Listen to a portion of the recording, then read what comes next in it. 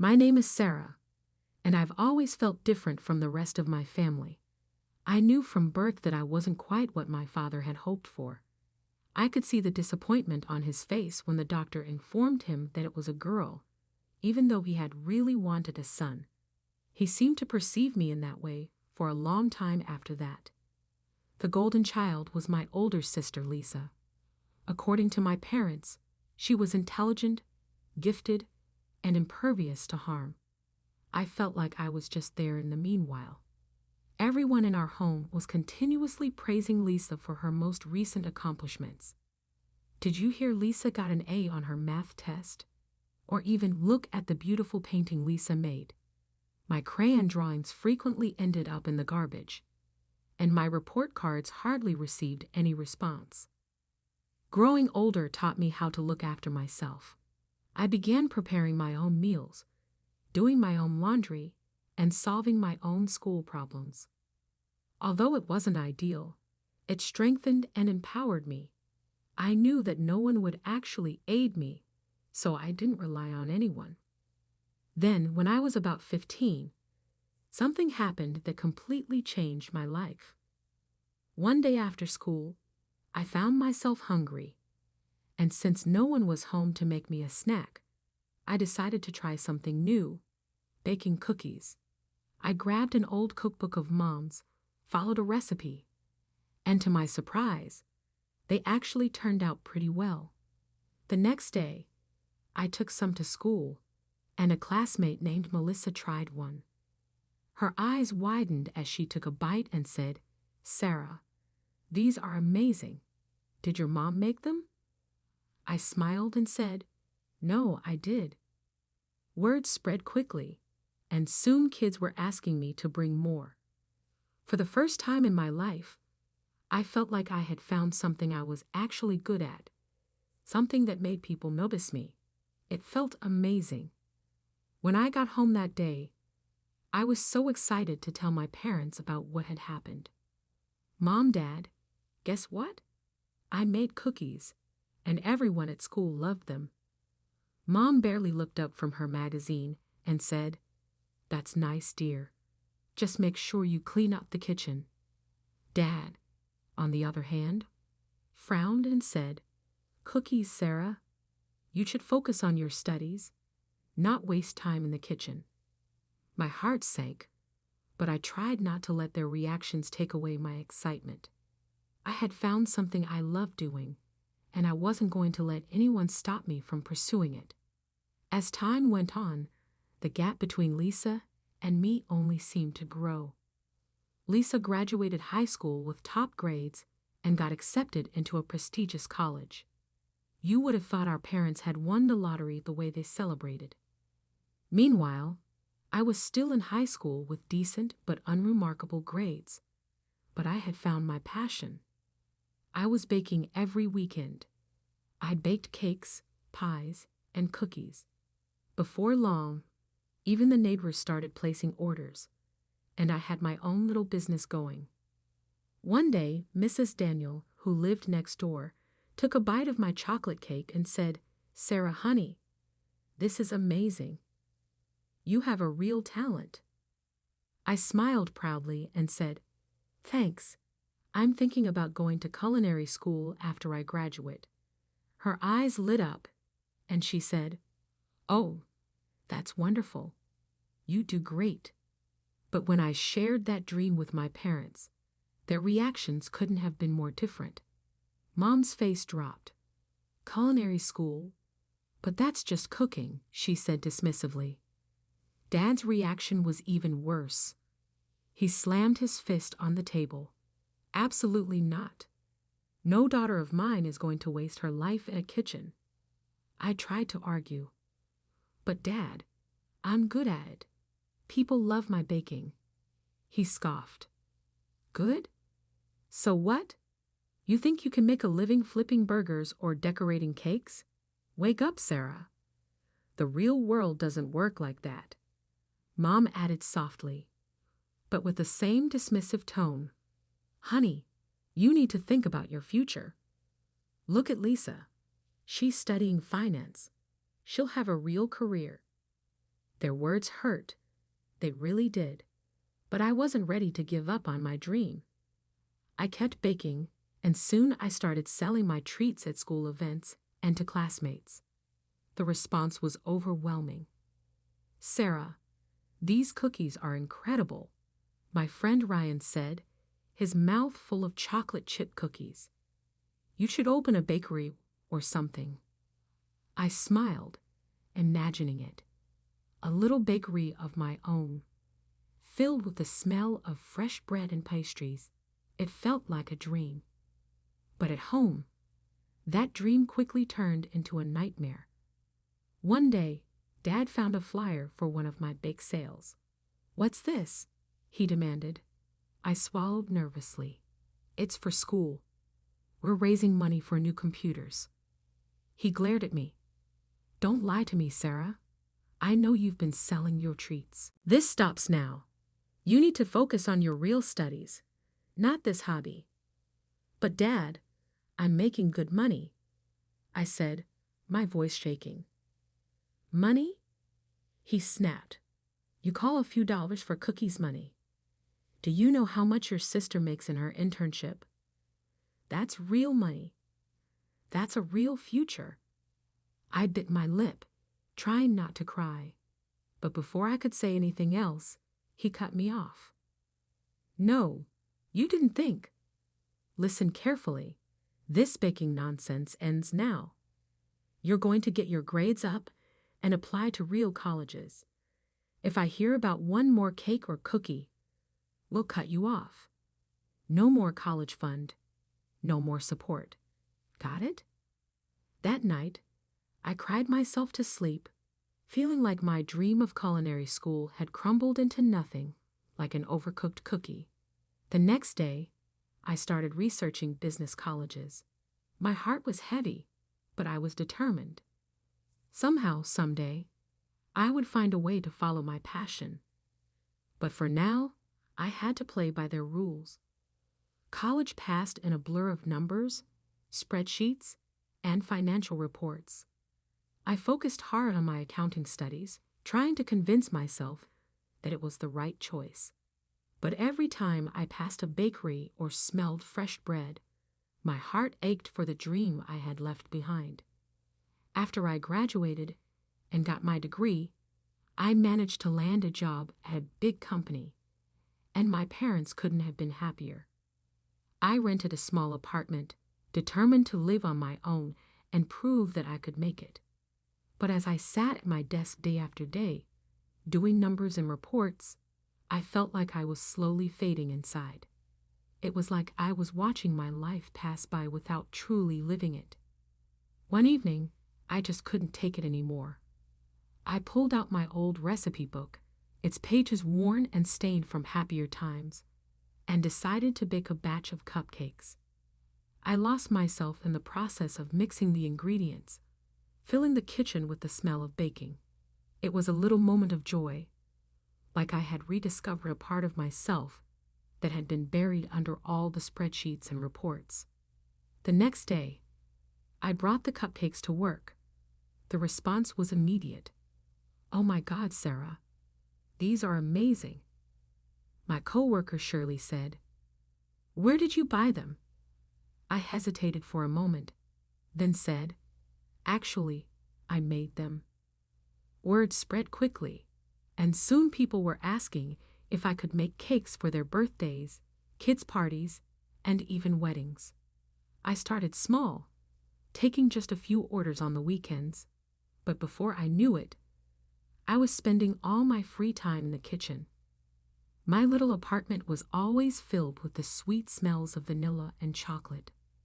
I was doing what I loved, and for the first time in a long time, I felt alive again. Then the big moment came. Our company's anniversary was coming up, and the director came up to me one day. "Sarah, I hear you're quite the baker," he said with a smile. "How would you feel about making the cake for our anniversary party?" My heart raced. It was a huge opportunity, but also a big risk. If the cake didn't turn out well, I'd look foolish. But I couldn't say no. The day of the party arrived, and I brought in a huge cake decorated with the company's logo and delicate sugar flowers. When I unveiled it, the room went quiet. Then the director grinned and said, "This is incredible. Everyone, give it up for Sarah, our accounting wizard and apparently our master pastry chef." The room erupted into applause, and the director even hugged me, whispering in my ear, "You're wasted in accounting, Sarah. This is your true calling." His words stuck with me, and as more cake orders came in, I realized I had a choice to make. I was working 3 full-time jobs, accountant by day, baker by night. Something had to give. One sleepless night, covered in flour and surrounded by cake orders, I made my decision. The next day, I handed in my resignation. My supervisor was shocked. "But why? You're one of our best," she said. I smiled, feeling lighter than I had in years. "I found my true passion," I replied simply. I rented a small commercial kitchen and threw myself into my new business. It was both scary and exciting at the same time. There were nights I stayed up all night filling orders and days when I questioned if I had made a huge mistake. But little by little, my bakery started to grow. I hired my first employee, then my second. We moved to a bigger space, and soon my cakes and pastries were becoming well known across the city. Through it all, I kept it a secret from my parents. As far as they knew, I was still a successful accountant, climbing the corporate ladder. I kept telling myself I was just waiting for the right time to tell them the truth. But deep down, I was just scared. Scared of their disappointment, scared of their anger, scared of being rejected. As my bakery business grew, I realized I needed to step up my game. I jumped into modern marketing, determined to make my shop stand out. I created social media pages for the bakery and posted photos of my creations every day. But I was careful not to show myself. No selfies, no pictures of me as the baker, just the cakes, cookies, and pastries. Despite my fears, the business took off. I partnered with a local delivery service to reach more customers around the city. I started a loyalty program, offering discounts to returning customers. Then came my big idea, Sweet Tooth Saturdays. Once a month, we opened our doors and offered free samples to anyone who stopped by. The first time, I was so nervous. What if no one came? I worried out loud to my employee, Julie. She rolled her eyes and said, "Boss, have you tasted your own stuff? People will be lining up around the block." She was right. By noon, there was a long line down the street. Seeing people's faces light up after tasting my treats filled me with a joy that had nothing to do with the ovens. Our popularity skyrocketed. Soon, we were catering high-profile events, supplying desserts to fancy restaurants, and even shipping our signature cookies across the country. With success came money, more money than I ever thought I'd make, especially just from baking cookies. Like my dad used to say, before I knew it, I was earning more than my sister's salary from her finance job. I started helping my parents financially, still pretending it was all from my accounting job.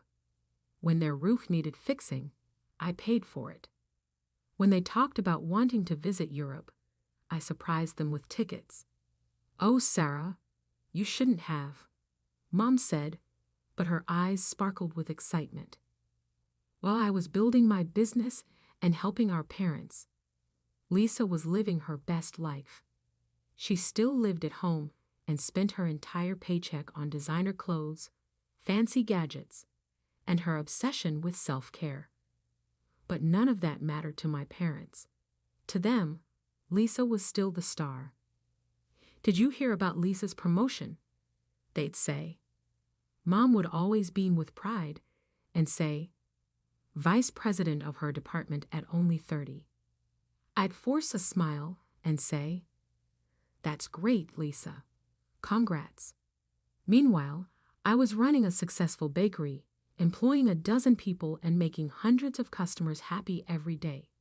But in our house, none of that seemed to matter. It was like none of my achievements counted for anything.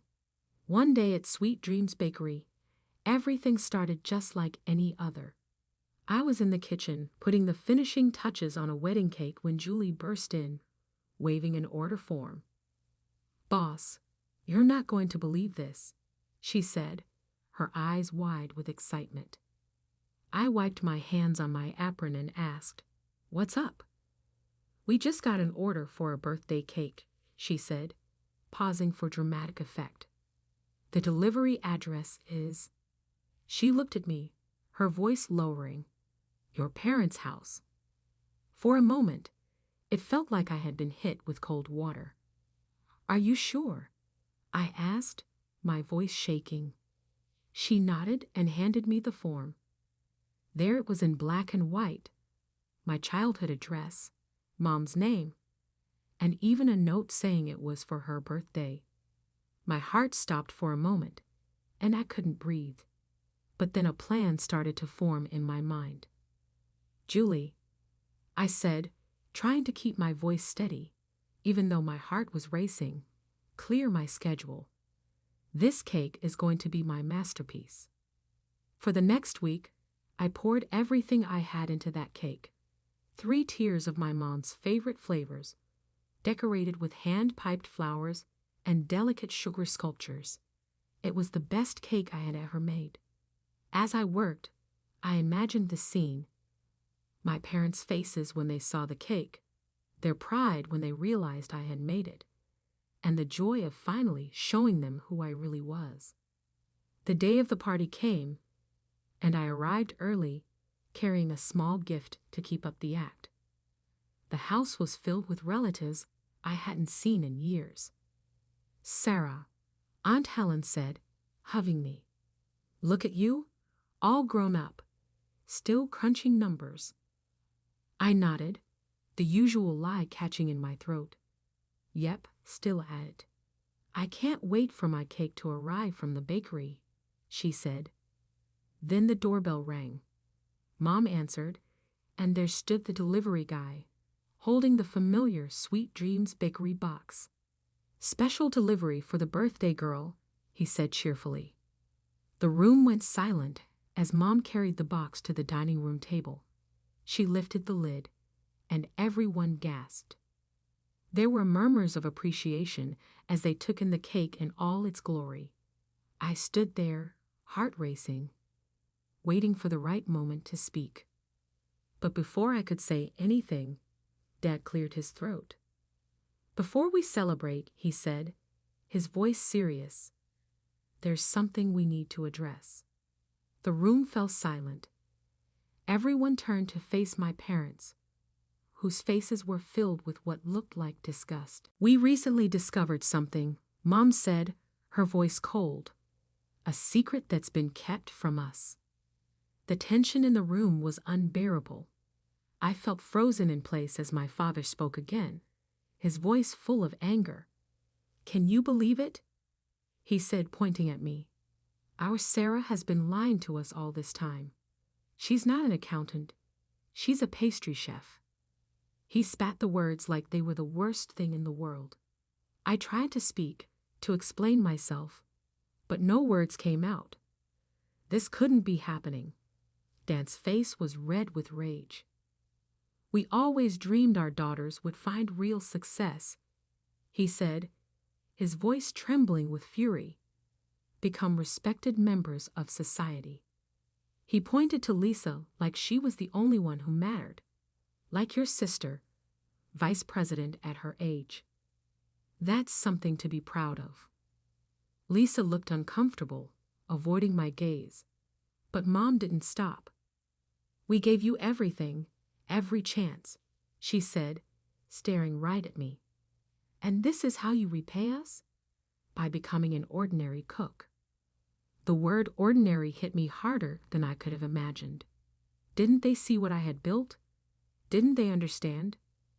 Suddenly, Dad walked over to the table where my cake sat. Without warning, he flipped the box over. I watched in shock as my beautiful cake, the masterpiece I had worked so hard on, crashed to the floor in a mess of icing and sponge. The guests gasped. "We're not eating this," Dad said with a sneer. "It's beneath us." Mom nodded in agreement. "Sarah, you've shown us you don't belong with respectable people. You've disobeyed us for the last time." Dad's next words felt like a punch to my chest. "We disown you. You're no longer our daughter." I couldn't breathe. This couldn't be real. I looked around the room, hoping someone, anyone, would stand up for me. But everyone avoided my gaze. Even Aunt Helen, who had hugged me earlier, now whispered to Uncle Walter. I always knew she was trouble. Others nodded, agreeing with her. The room, which had been full of celebration just moments ago, now felt cold and hostile. "Leave," Mom said, her voice as cold as ice. "Leave now, and don't ever contact us again." I stood there, frozen, tears streaming down my face. How could they do this? How could they dismiss everything I had accomplished? How could they not see me for who I really was? It felt so cruel. "Didn't you hear your mother?" Dad barked. "Get out." Somehow, I found the strength to move. I turned and walked toward the door, my vision blurred by tears. As I reached for the handle, I heard Lisa's voice, soft and unsure. "Mom, Dad, maybe we should." But her words were cut off as the door slammed behind me. I stumbled down the front steps, the same steps I had climbed so many times as a child, but now they felt strange and unwelcoming. I made it to my car, and that's when the sobs hit me. Sitting there, surrounded by the pieces of the family I thought I knew, everything crumbled. I had just lost something deep inside me broke. The dream I had held on to for so long, the one where my parents would finally accept and understand me, had shattered. It was like that dream had crumbled just like my cake on their dining room floor. I don't even know how long I sat there crying, but by the time the sun began to set, casting long shadows across the neighborhood I grew up in, I knew one thing for sure. I could never come back here again. The days after that birthday party passed in a blur. I moved like a ghost, barely eating, hardly sleeping. The bakery kept running thanks to my amazing staff, but I was just going through the motions. Slowly, as the shock faded, I threw myself into my work with a new energy. If my family couldn't appreciate my passion, then I'd show the world how great ordinary cooks could be. The bakery flourished. We expanded to a second location, then a third. Magazine features, TV spots, and even a cookbook deal followed. Success came in waves, and I rode each one with determination. I bought a beautiful apartment, my own little haven in the city. 3 years after the fallout with my family, I met Henry. He was kind, supportive, and thought my cakes were the best thing ever. When he proposed a year later, I said yes without hesitation. Our wedding was small, but perfect. As I looked around at the smiling faces of my friends and the family I had chosen, I realized I didn't miss my blood relatives at all. All these people, my employees, my friends, my husband, were my real family now. Life settled into a happy routine. The bakery continued to thrive, and Henry and I built a wonderful life together. I had everything I ever wanted, except maybe closure. That changed one Friday afternoon. For years after that fateful birthday party, I had been in my office, looking over plans for our new bakery location, when my phone rang. The number wasn't one I recognized, but something made me pick it up. "Hello," I said. Sarah, came my mother's voice, unsure but clear. Please don't hang up. We need to talk. What followed was a flood of information. The bank where Lisa worked had lost its license. There had been massive layoffs, and Lisa had been out of work for months. They needed help. Before I could fully process it all, I heard my father's voice cut in. You need to give Lisa a job at your bakery, he said, as if directing the conversation. Lisa has real business experience. She should run things, and you can just be one of the bakers. The absurdity of it all hit me. After 4 years of silence, this was why they were reaching out. A cold laugh escaped me. Let me get this straight, I said. You disowned me, throw me out, and now you're asking me to give up my business to Lisa. We gave you life, my dad shouted. We raised you. You owe us something. Something inside me snapped. All the pain and anger I had held back for years came rushing out. I owe you nothing, I said, my voice calm but firm. You made your choice 4 years ago. I'm not your daughter anymore. Remember? I'm just an ordinary cook beneath you. I won't be helping you or Lisa. Goodbye. I hung up, my hand shaking slightly. For a moment, I just sat there, letting it all sink in. Then slowly, a smile crept onto my face. I felt lighter, like a weight I didn't even know I had been carrying was finally gone. I owed them nothing. I was free. Just when I thought my family saga was over, life surprised me again. One quiet Monday afternoon, my phone rang, showing a number I hadn't seen in years. It was Lisa's number. Feeling both curious and nervous, I answered. Hello, I said.